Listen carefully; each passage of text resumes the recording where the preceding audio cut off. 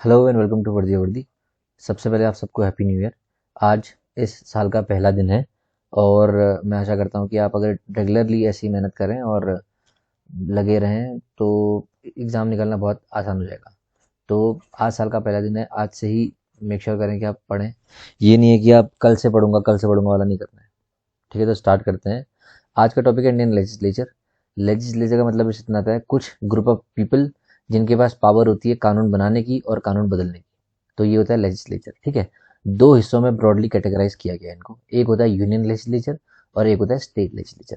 Union मतलब जो central government है और स्टेट मतलब जो सरकार, राज्य की सरकार है। तो अभी हम पहले यूनियन देखते हैं, वैसे स्टेट देखेंगे और छोटा सा टॉपिक है, बस इतना समझ लीजिए तो क्लियर हो जाएंगे कॉन्सेप्ट। तो यूनियन जो लेजिस्लेचर है, पार्लियामेंट जिसको बोलते हैं, वो तीन चीजों से मिलकर बनाता है: राज्यसभा, लोकसभा और प्रेसिडेंट। आप सबको पता है प्रेसिडेंट साहब जो आर्टिकल 52 में हैं, देश के पहले नागरिक होते हैं। एक तो वो होते हैं। दूसरा इसमें हिस्सा होता है इसका राज्यसभा, जो स्टेट्स का ध्यान रखता है, वो होता है राज्यसभा। ठीक है, काउंसिल ऑफ स्टेट्स बोलते हैं इसको। और तीसरा होता है लोकसभा, जिसको हम हाउस ऑफ पीपल बोलते हैं। इन तीनों को मिलकर बनता है पार्लियामेंट। ठीक है, अगले टॉपिक में हम लोग प्रेसिडेंट को बहुत अच्छे से पढ़ेंगे और उसके बाहर से एक भी क्वेश्चन नहीं आएगा, मैं गारंटी देता हूँ। तो आज बस इंडियन लेजिस्लेचर समझ लीजिए आप क्या होता है। तो राज्यसभा को हम अपर हाउस बोलते हैं और लोकसभा को लोअर हाउस बोलते हैं। ठीक है, ये सब आपको पता भी होगा। इसको दूसरी भाषा में काउंसिल ऑफ स्टेट्स और हाउस ऑफ पीपल बोला जाता है। जो मैक्सिमम स्ट्रेंथ होती है लोकसभा की वो है 552, और जो राज्यसभा की वो तो 250। 250 में 238 जो है इनडायरेक्टली इलेक्टेड होते हैं। इलेक्ट इनको करते हैं लोकसभा, सॉरी लेजिस्लेटिव असेंबली के मेंबर्स। ठीक है, ये लोग इलेक्ट करते हैं। मैंने स्पेशली ये राज्यसभा की वीडियो बना रखी है इससे पहले, ये कैसे इलेक्शंस होते हैं। अब अगर डिटेल में आपको देखना है कि इलेक्शंस होते कैसे हैं, तो आप एक और वाली वीडियो देख लीजिए। तो इसमें ब्रॉडली मैं आपको बताऊंगा कि कौन कौन से हाउस में कितने कितने लोग होते हैं और उनका काम काम क्या क्या रहता है। बाकी अगर आपको डिटेल देखना तो राज्यसभा की मैंने पहले से डिटेल वीडियो बना रखी है। तो 238 यानी कि 238 मेंबर्स इसमें लेजिस्लेटिव असेंबली के थ्रू आते हैं, अलग अलग स्टेट से। और 12 मेंबर को प्रेसिडेंट नॉमिनेट करते हैं, जो साइंस, लॉ, सोशल सर्विस वगैरह में जो महारथी होते हैं, और प्रेसिडेंट को लगता है कि इनको आना चाहिए। ऐसे एंग्लो इंडियन वगैरह को भी नॉमिनेट किया जाता है यहाँ पे। ये है परमानेंट बॉडी। ठीक है, डिसॉल्व कभी नहीं होती। हर 6 साल में इलेक्शंस होते हैं और दो तिहाई, एक तिहाई जो मेंबर्स हैं उनका रिटायरमेंट होता है हर 2 साल में। ठीक है, तो 6 साल में एक इंसान का कार्यकाल होता है 6 साल का, और हर दो दो साल में इलेक्शंस होते रहते हैं और एक तिहाई मेंबर जाते रहते हैं, तो रोटेशन में चलता रहता है। तो ग्रुप कभी डिसॉल्व नहीं होता, यहाँ काम चलते रहता है। ठीक है, अनलाइक लोकसभा, यहाँ के प्रेसाइडिंग ऑफिसर होते हैं चेयरमैन। ठीक है, तो चेयरमैन साहब जो राज्यसभा के होते हैं, वो होते हैं वाइस प्रेसिडेंट। ठीक है, वाइस प्रेसिडेंट कौन है अभी कमेंट करिए नीचे। डेप्यूटी चेयरमैन जो दूसरे होते हैं वो होते हैं प्रेसिडिंग ऑफिसर दूसरे टाइप। जब चेयरमैन प्रेसिडेंट नहीं रहेंगे तो डेप्यूटी चेयरमैन वहाँ पर को प्रेसिडेंट रहते हैं। अब क्वालिफिकेशन होना चाहिए आपका, एक तो सिटीजन ऑफ इंडिया, दूसरा नॉट लेस देन 30 ईयर्स, 30 साल से कम नहीं। ठीक है, ऐसे ही जो लोकल हमारा काउंसिल होता है, लेजिस्लेटिव काउंसिल जिसको विधान परिषद बोलते हैं, यहाँ पर आप देखेंगे इसमें भी एज जो है 30 ईयर्स चाहिए रहती है। ठीक है, अब हम देखते हैं लोकसभा। लोकसभा को लोअर हाउस बोलते हैं, हाउस ऑफ पीपल बोलते हैं। 552 मेंबर्स में होने चाहिए।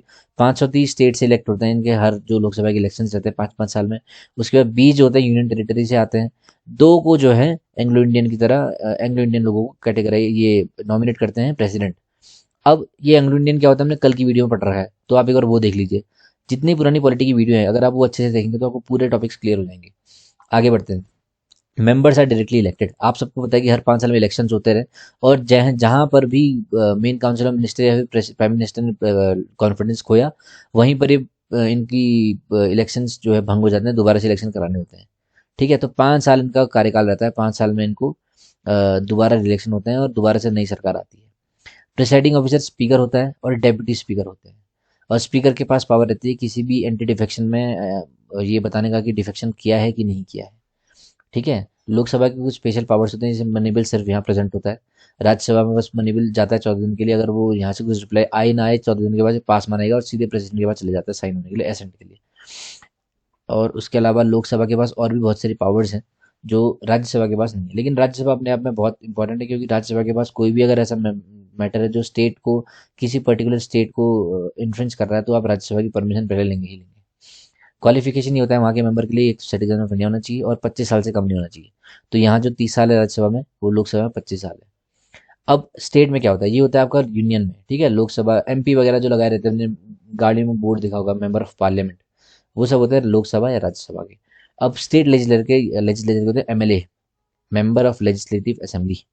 ठीक है, तो ये दो टाइप के होते हैं, या तो बाई कैमरल होंगे या यूनिकैमरल होंगे।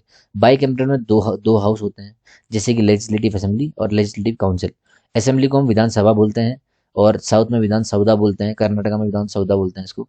और लेजिस्लेटिव काउंसिल होता है विधान परिषद। ऐसे ही अगर यूनिकैमरल होगा, किसी किसी स्टेट में सिर्फ एक हाउस होता है, सिर्फ लेजिस्लेटिव असेंबली होती है वहाँ पे। ठीक है, तो सिर्फ अभी 5 से 6 स्टेट्स हैं जिनके पास लेजिस्लेटिव काउंसिल भी हैं, और इसकी वीडियो भी मैंने पहले बना रखी है, तो अब वो भी एक बार देख लीजिएगा। तो जिस जिस स्टेट्स में 2 हाउस होते हैं, तो उनके क्या कंडीशंस रहती हैं, कैसे होता है देखते हैं। अब लेजिस्लेटिव असेंबली जहाँ होती है उसको हम लोअर हाउस बोलते हैं। जैसे लोकसभा लोअर हाउस है, ऐसे ही लेजिस्लेटिव असेंबली भी लोअर हाउस है।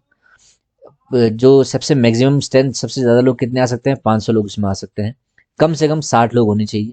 मेंबर्स डायरेक्टली इलेक्टेड होते हैं, इलेक्शन जो होते हैं उसमें ही डायरेक्टली इलेक्टेड होते हैं इसमें लोग, और 5 साल का इसका कार्यकाल रहता है। बहुत सिंपल सा है। अब अगर आप काउंसिल देखेंगे तो काउंसिल और राज्यसभा की जो कंडीशन है लगभग लगभग सेम है। इसको अपर हाउस बोलते हैं, राज्यसभा को भी हम अपर हाउस बोलते हैं। जो मैक्सिमम स्ट्रेंथ है वो टोटल लेजिस्लेटिव असेंबली की 1/3 है। ठीक है, और मिनिमम जो है वो 40 है, यहाँ 60 है और 500 है। ऐसे कंपेयर करते रहेंगे तो आपको याद रहेगा ये चीज़। Members are indirectly elected. अब जैसे यहाँ था देखिए, यहाँ भी इनडायरेक्टली इलेक्ट होते हैं, तो यहाँ भी इनडायरेक्टली ही इलेक्ट होते हैं। ये भी परमानेंट बॉडी है, जिसे राज्यसभा परमानेंट बॉडी है। ठीक है, 1/3 of its member retire every second year. हर 2 साल में 1/3 लोग जो है बदलते रहते हैं। तो होते रहते, चेंज होते रहते हैं। तो ये बॉडी परमानेंट रहती है, कभी टूटती नहीं है, भंग नहीं होती है। परमानेंट हाउस है ये परमानेंट नहीं है, सिर्फ 5 साल के लिए चलता है, और 5 साल बाद नई सरकार आती है। ये स्टेट का हित के लिए, स्टेट की इसमें बेनिफिट्स रहते हैं, इसलिए परमानेंट बॉडी है और चलते रहती है ये बार बार। और हर 2 साल में इलेक्शन चलते हैं, और एक मेंबर का कार्यकाल 6 साल का रहता है यहाँ पर को। जैसे आपने देखा होगा राज्यसभा में 6 साल का रहता है कार्यकाल, ऐसा ही यहाँ भी 6 साल का है। 1/3 of its member retire every second year. ठीक है, तो मोटा मोटा बस इतना है।